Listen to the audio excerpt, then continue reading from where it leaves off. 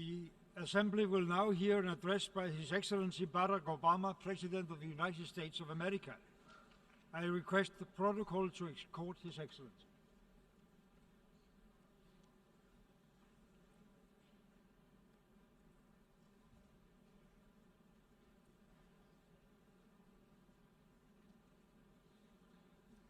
They're saying hello to each other. They're saying hello with the prayer.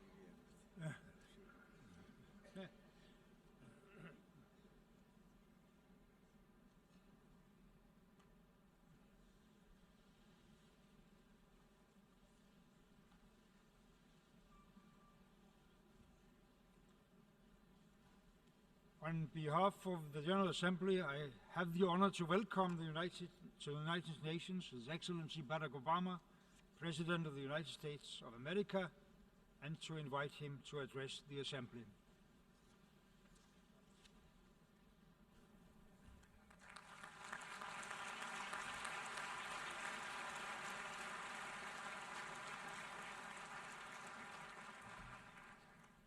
Mr. President, Mr. Secretary General, fellow delegates, ladies and gentlemen.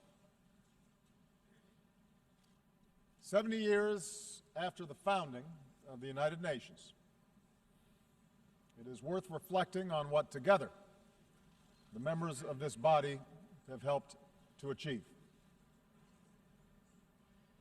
Out of the ashes of the Second World War, having witnessed the unthinkable power of the atomic age, the United States has worked with many nations in this assembly to prevent a third world war by forging alliances with old adversaries, by supporting the steady emergence of strong democracies accountable to their people instead of any foreign power, and by building an international system that imposes a cost on those who choose conflict over cooperation. An order that recognizes the dignity and equal worth of all people.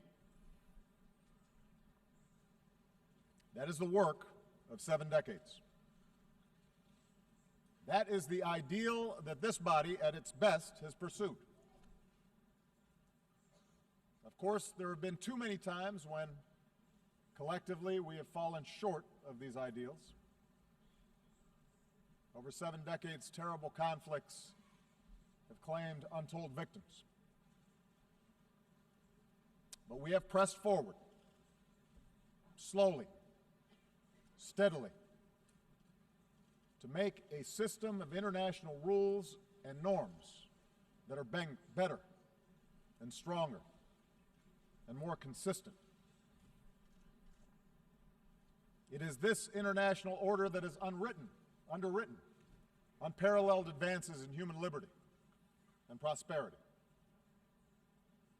It is this collective endeavor that's brought about diplomatic cooperation between the world's major powers and buttressed a global economy that has lifted more than 1 billion people from poverty. It is these international principles that have helped constrain bigger countries from imposing our will on smaller ones and advance the emergence of democracy and development and individual liberty on every continent. This progress is real. It can be documented in lives saved and agreements forged, in diseases conquered, and in mouths fed. And yet we come together today knowing that the march of human progress never travels in a straight line, that our work is far from complete, that dangerous currents risk pulling us back into a darker, more disordered world. Today we see the collapse of strong men and fragile states breeding conflict and driving innocent men, women, and children across borders on an epic scale. Brutal networks of terror have stepped into the vacuum. Technologies that empower individuals are now also exploited by those who spread disinformation, or suppress dissent, or radicalize our youth. Global capital flows have powered growth and investment, but also increased risk of contagion, weakened the bargaining power of workers, and accelerated inequality. How should we respond to these trends? There are those who argue that the ideals enshrined in the UN Charter are unachievable or out of date, a legacy of a post-war era not suited to our own. Effectively, they argue for a return to the rules that applied for most of human history and that predate this institution. The belief that power is a zero-sum game, that might makes right, that strong states must impose their will on weaker ones, that the rights of individuals don't matter, and that in a time of rapid change, order must be imposed by force.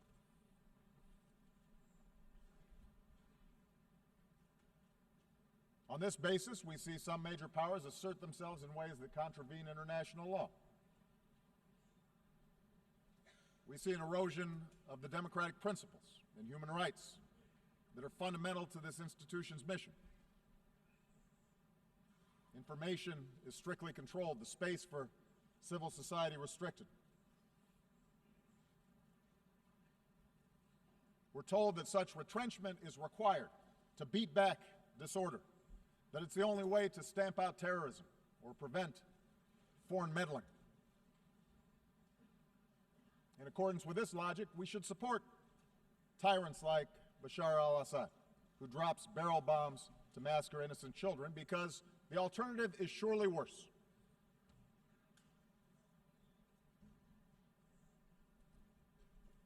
The increasing skepticism of our international order can also be found in the most advanced democracies. We see greater polarization, more frequent gridlock, movements on the far right and sometimes the left that insist on stopping the trade that binds our fates to other nations, calling for the building of walls to keep out immigrants. And most ominously, we see the fears of ordinary people being exploited through appeals to sectarianism, or tribalism, or racism, or anti-Semitism. Appeals to a glorious past before the body politic was infected by those who look different or worship God differently. A politics of us versus them. The United States is not immune from this. Even as our economy is growing and our troops have largely returned from Iraq and Afghanistan, we see in our debates about America's role in the world a notion of strength that is defined by opposition to old enemies, perceived adversaries, a rising China, or a resurgent Russia, a revolutionary Iran, or an Islam that is incompatible with peace. We see an argument made that the only strength that matters for the United States is bellicose words and shows of military force, that cooperation and diplomacy will not work. As President of the United States, I am mindful of the dangers that we face. They cross my desk every morning. I lead the strongest military that the world has ever known, and I will never hesitate to protect my country or our allies unilaterally and by force where necessary. But I stand before you today believing in my core that we, the nations of the world, cannot return to the old ways of conflict and coercion. We cannot look backwards. We live in an integrated world, one in which we all have a stake in each other's success. We cannot turn back those forces of integration. No nation in this assembly can insulate itself from the threat of terrorism or the risk of financial contagion, the flow of migrants, or the danger of a warming planet. The disorder we see is not driven solely by competition between nations or any single ideology. And if we cannot work together more effectively, we will all suffer the consequences. That is true for the United States as well. No matter how powerful our military, how strong our economy, we understand the United States cannot solve the world's problems alone. In Iraq, the United States learned the hard lesson that even hundreds of thousands of brave, effective troops, trillions of dollars from our treasury, cannot by itself impose stability on a foreign land. Unless we work with other nations under the mantle of international norms and principles and law that offer legitimacy to our efforts, we will not succeed. And unless we work together to defeat the ideas that drive different communities in a country like Iraq into conflict, any order that our militaries can impose will be temporary.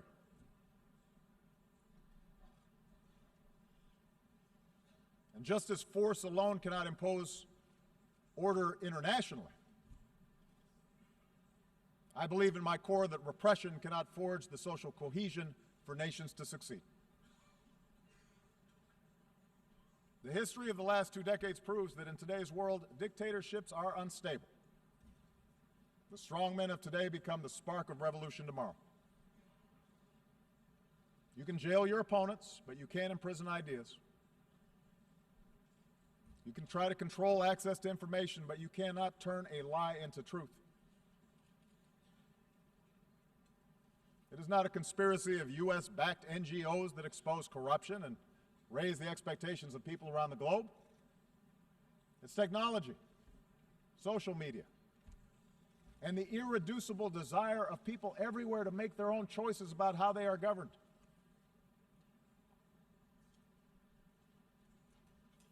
Indeed, I believe that in today's world, the measure of strength is no longer defined by the control of territory.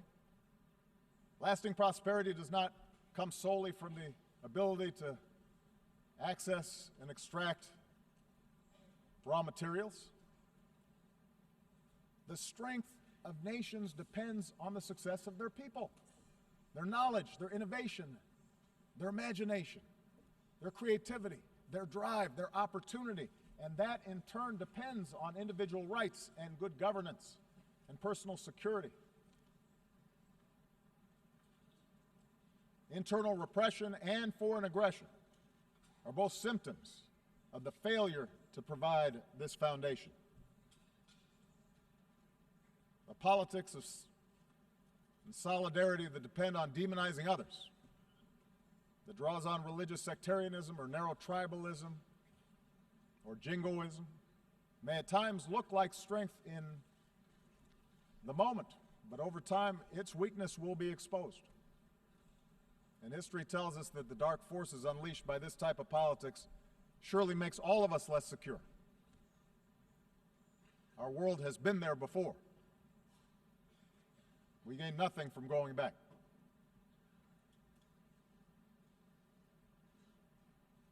Instead, I believe that we must go forward in pursuit of our ideals, not abandon them at this critical time. We must give expression to our best hopes, not our deepest fears. This institution was founded because men and women who came before us had the foresight to know that our nations are more secure when we uphold basic laws and basic norms and pursue a path of cooperation over conflict. And strong nations, above all, have a responsibility to uphold this international order.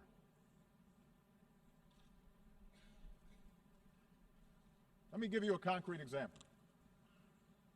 After I took office, I made clear that one of the principal achievements of this body, the nuclear non-proliferation regime, was endangered by Iran's violation of the NPT. On that basis, the Security Council tightened sanctions on the Iranian government, and many nations joined us to enforce them. Together we showed that laws and agreements mean something. But we also understood that the goal of sanctions was not simply to punish Iran. Our objective was to test whether Iran could change course, accept constraints, and allow the world to verify that its nuclear program will be peaceful. For 2 years, the United States and our partners, including Russia, including China, stuck together in complex negotiations. The result is a lasting, comprehensive deal that prevents Iran from obtaining a nuclear weapon while allowing it to access peaceful energy. And if this deal is fully implemented, the prohibition on nuclear weapons is strengthened, a potential war is averted, our world is safer. That is the strength of the international system when it works the way it should. That same fidelity to international order guides our responses to other challenges around the world. Consider Russia's annexation of Crimea and further aggression in eastern Ukraine. America has few economic interests in Ukraine. We recognize the deep and complex history between Russia and Ukraine. But we cannot stand by when the sovereignty and territorial integrity of a nation is flagrantly violated. If that happens without consequence in Ukraine, it could happen to any nation gathered here today. That's the basis of the sanctions that the United States and our partners impose on Russia. It's not a desire to return to a Cold War. Now, within Russia, state-controlled media may describe these events as an example of a resurgent Russia. A view shared, by the way, by a number of U.S. politicians and commentators who have always been deeply skeptical of Russia and seem to be convinced a new Cold War is, in fact, upon us. And yet, look at the results. The Ukrainian people are more interested than ever in aligning with Europe instead of Russia. Sanctions have led to capital flight, a contracting economy, a fallen ruble, and the emigration of more educated Russians. Imagine if instead Russia had engaged in true diplomacy and worked with Ukraine and the international community to ensure its interests were protected. That would be better for Ukraine, but also better for Russia and better for the world, which is why we continue to press for this crisis to be resolved in a way that allows a sovereign and democratic Ukraine to determine its future and control its territory. Not because we want to isolate Russia, we don't, but because we want a strong Russia that's invested in working with us to strengthen the international system as a whole.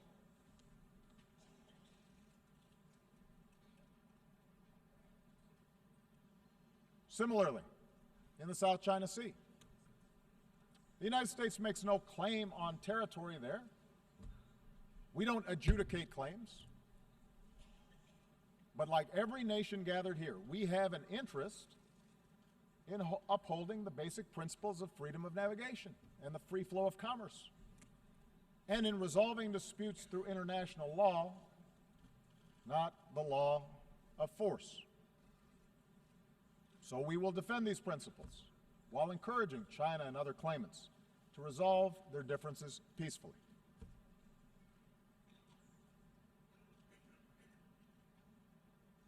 I say this recognizing that diplomacy is hard, that the outcomes are sometimes unsatisfying, that it's rarely politically popular.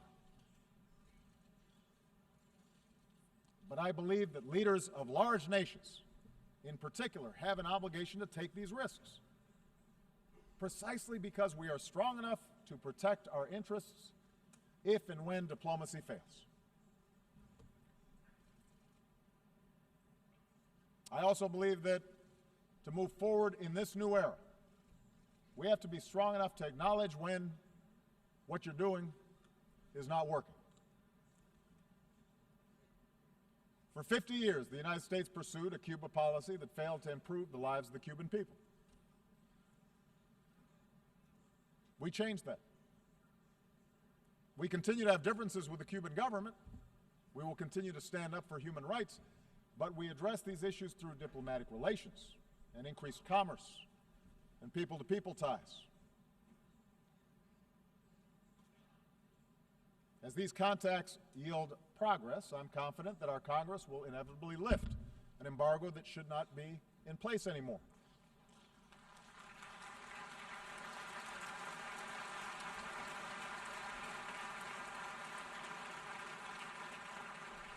Change won't come overnight to Cuba, but I'm confident that openness, not coercion, will support the reforms and better the life the Cuban people deserve. Just as I believe that Cuba will find its success if it pursues cooperation with other nations. Now, if it's in the interest of major powers to uphold international standards, it is even more true for the rest of the community of nations. Look around the world. From Singapore to Colombia to Senegal, the facts show that nations succeed when they pursue an inclusive peace and prosperity within their borders and work cooperatively with countries beyond their borders. That path is now available to a nation like Iran, which, as of this moment, continues to deploy violent proxies to advance its interests. These efforts may appear to give Iran leverage in disputes with neighbors, but they fuel sectarian conflict that endangers the entire region and isolates Iran from the promise of trade and commerce. The Iranian people have a proud history and are filled with extraordinary potential. But chanting death to America does not create jobs or make Iran more secure. If Iran chooses a different path, that would be good for the security of the region, good for the Iranian people, and good for the world.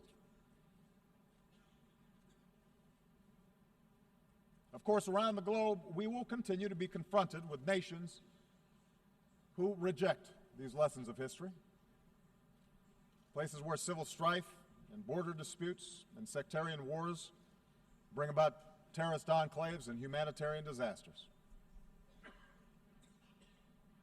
where order has completely broken down. We must act, but we will be stronger when we act together. In such efforts, the United States will always do our part. We will do so mindful of the lessons of the past, not just the lessons of Iraq, but also the example of Libya, where we joined an international coalition under a UN mandate to prevent a slaughter.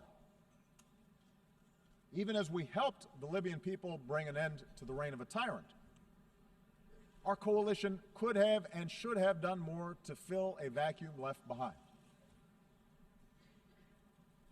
We're grateful to the United Nations for its efforts to forge a unity government. We will help any legitimate Libyan government as it works to bring the country together. But we also have to recognize that we must work more effectively in the future as an international community to build capacity for states that are in distress before they collapse.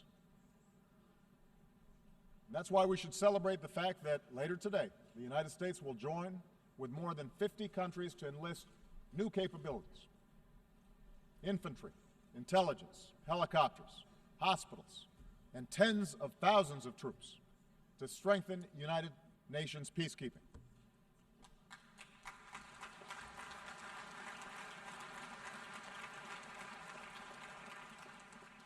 These new capabilities can prevent mass killing and ensure that peace agreements are more than words on paper.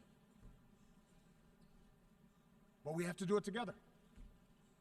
Together, we must strengthen our collective capacity to establish security where order has broken down and to support those who seek a just and lasting peace.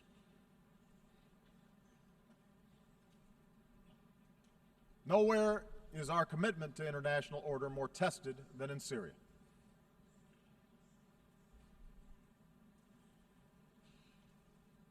When a dictator slaughters tens of thousands of his own people, that is not just a matter of one nation's internal affairs.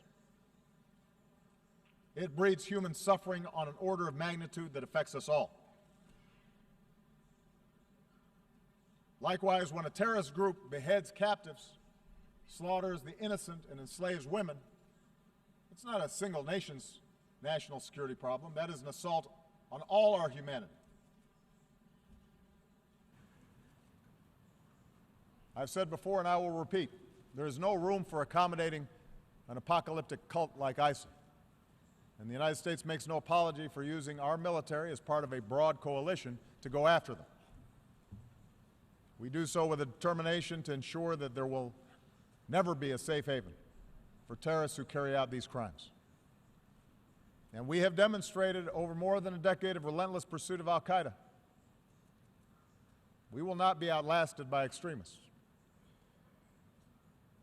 But while military power is necessary, it is not sufficient to resolve the situation in Syria. Lasting stability can only take hold when the people of Syria forge an agreement to live together peacefully. The United States is prepared to work with any nation, including Russia and Iran, to resolve the conflict. But we must recognize that there cannot be, after so much bloodshed, so much carnage, a return to the pre-war status quo. Let's remember how this started. Assad reacted to peaceful protests by escalating repression and killing that in turn created the environment for the current strife. And so Assad and his allies can't simply pacify the broad majority of a population who've been brutalized by chemical weapons and indiscriminate bombing. Yes, realism dictates that compromise will be required to end the fighting and ultimately stamp out ISIL. But realism also requires a managed transition away from Assad and to a new leader, and an inclusive government that recognizes there must be an end to this chaos so that the Syrian people can begin to rebuild.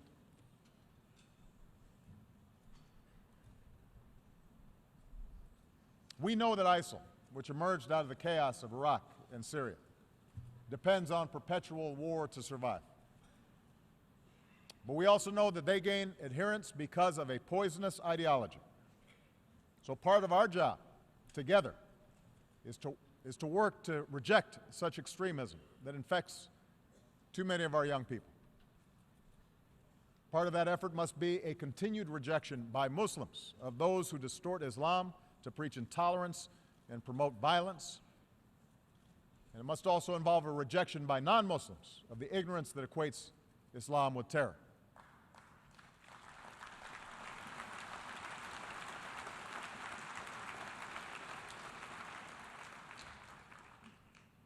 This work will take time. There are no easy answers to Syria, and there are no simple answers to the changes that are taking place in much of the Middle East and North Africa. But so many families need help right now. They don't have time. And that's why the United States is increasing the number of refugees who we welcome within our borders. That's why we will continue to be the largest donor of assistance to support those refugees. And today we are launching new efforts to ensure that our people and our businesses, our universities and our NGOs can help as well. Because in the faces of suffering families, our nation of immigrants sees ourselves. Of course, in the old ways of thinking, the plight of the powerless, the plight of refugees, the plight of the marginalized did not matter. They were on the periphery of the world's concerns. Today, our concern for them is driven not just by conscience, but should also be driven by self-interest. For helping people who've been pushed to the margins of our world is not mere charity. It is a matter of collective security. And the purpose of this institution is not merely to avoid conflict, it is to galvanize the collective action that makes life better on this planet. The commitments we've made to the Sustainable Development Goals speak to this truth. I believe that capitalism has been the greater creator of wealth and opportunity that the world has ever known. But from big cities to rural villages around the world, we also know that prosperity is still cruelly out of reach for too many. As His Holiness, Pope Francis, reminds us, we are stronger when we value the least among these and see them as equal in dignity to ourselves and our sons and our daughters. We can roll back preventable disease and end the scourge of HIV/AIDS.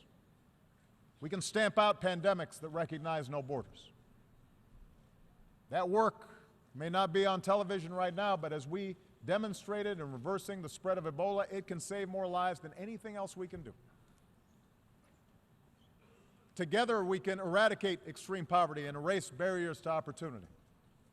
But this requires a sustained commitment to our people, so farmers can feed more people, so entrepreneurs can start a business without paying a bribe, so young people have the skills they need to succeed in this modern knowledge-based economy. We can promote growth through trade that meets a higher standard. And that's what we're doing through the Trans-Pacific Partnership, a trade agreement that encompasses nearly 40% of the global economy. An agreement that will open markets while protecting the rights of workers and protecting the environment that enables development to be sustained. We can roll back the pollution that we put in our skies and help economies lift people out of poverty without condemning our children to the ravages of an ever-warming climate. The same ingenuity that produced the industrial age and the computer age allows us to harness the potential of clean energy. No country can escape the ravages of climate change. And there's no stronger sign of leadership than putting future generations first. The United States will work with every nation that is willing to do its part so that we can come together in Paris to decisively confront this challenge.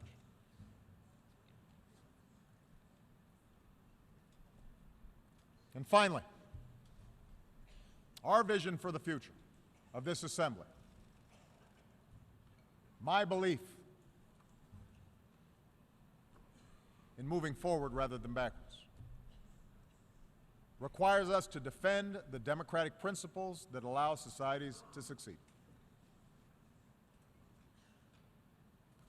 Let me start from a simple premise. Catastrophes like what we are seeing in Syria do not take place in countries where there is genuine democracy and respect for the universal values this institution is supposed to defend.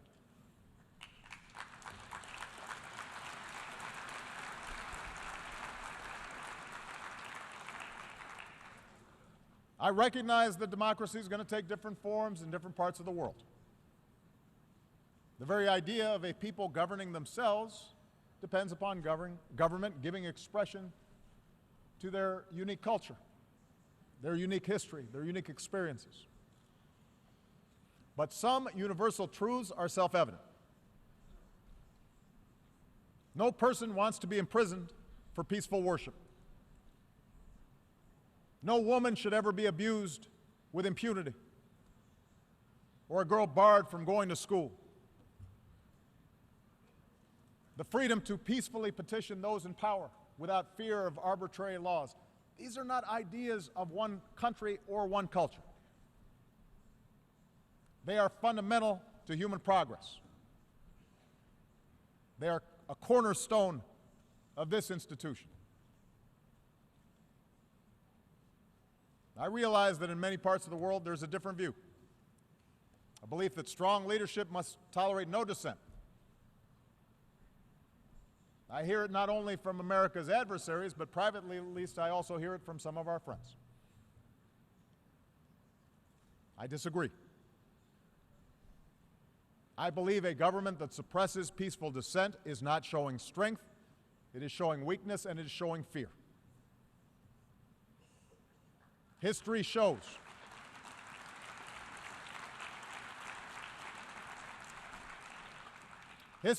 that regimes who fear their own people will eventually crumble. But strong institutions built on the consent of the governed endure long after any one individual is gone. That's why our strongest leaders, from George Washington to Nelson Mandela, have elevated the importance of building strong democratic institutions over a thirst for perpetual power.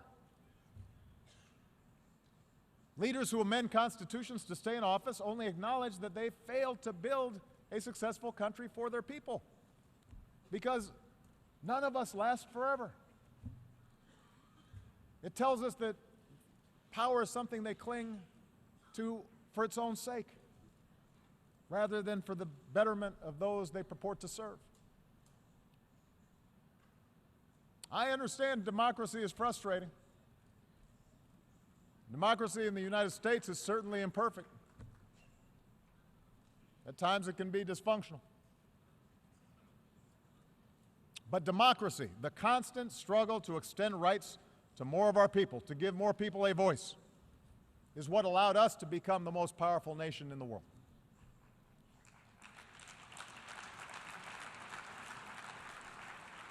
It's not simply a matter of principle. It's not an abstraction. Democracy, inclusive democracy, makes countries stronger. When opposition parties can seek power peacefully through the ballot, a country draws upon new ideas. When a free media can inform the public, corruption and abuse are exposed and can be rooted out. When civil society thrives, communities can solve problems that governments cannot necessarily solve alone. When immigrants are welcomed, countries are more productive and more vibrant. When girls can go to school and get a job and pursue unlimited opportunity, that's when a country realizes its full potential.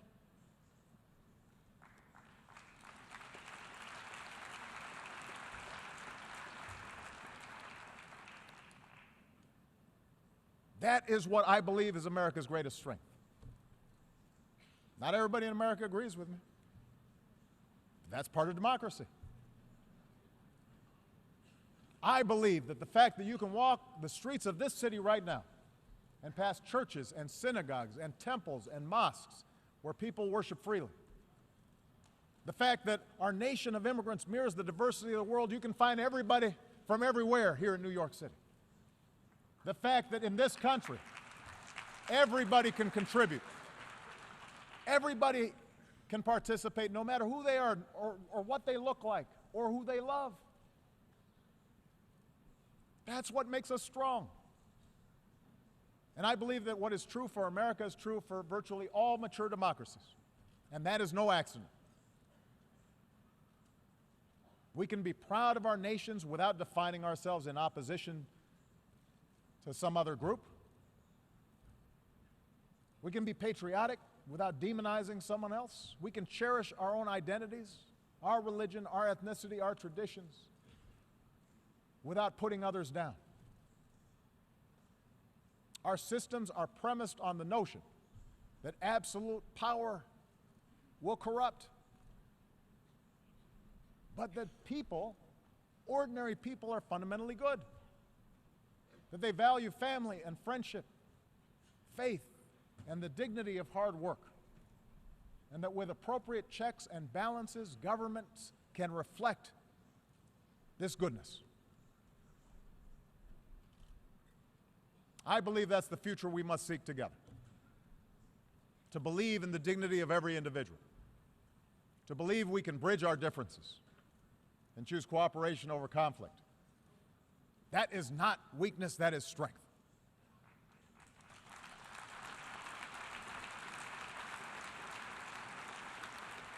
It is a practical necessity in this interconnected world. And our people understand this. Think of the Liberian doctor who went door to door to search for Ebola cases and to tell families what to do if they show symptoms. Think of the Iranian shopkeeper who said after the nuclear deal, God willing, now we'll be able to offer many more goods at better prices. Think of the Americans who lowered the flag over our embassy in Havana in 1961, the year I was born, and returned this summer to raise that flag back up.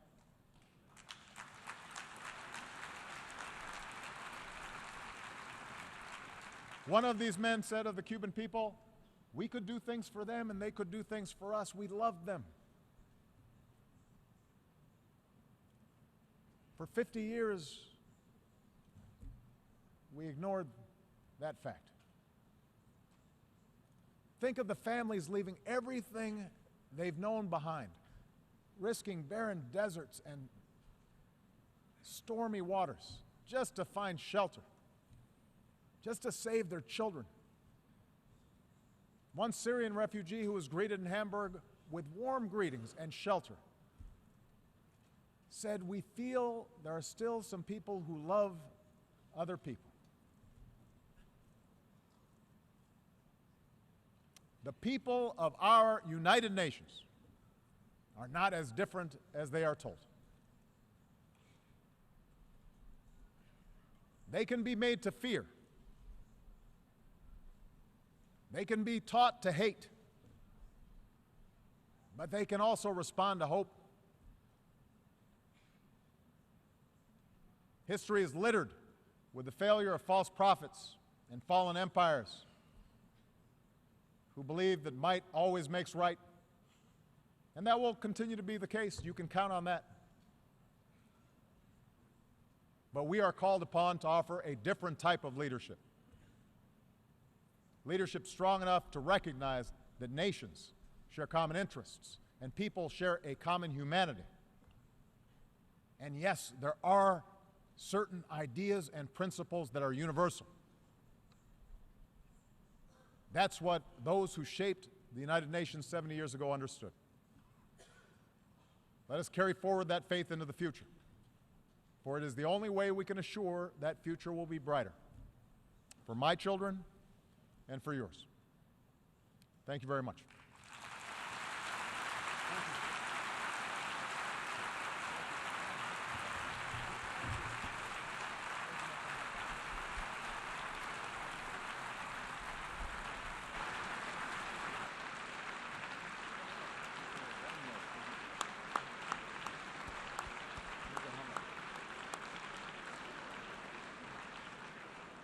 On behalf of the General Assembly, I wish to thank the President of the United States of America for his statement just made. May I request representatives to remain seated while we greet the President.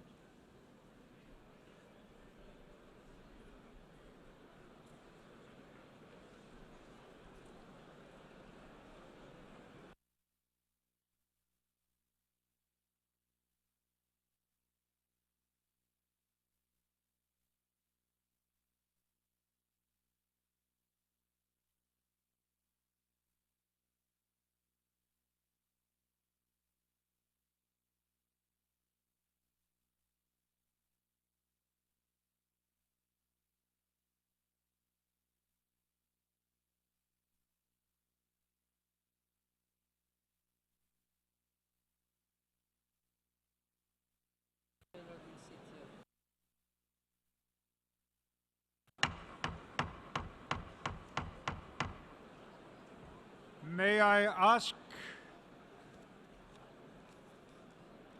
representatives to take their seats so that we can go on with the list of presidents speaking. We need more silence in the hall. Please.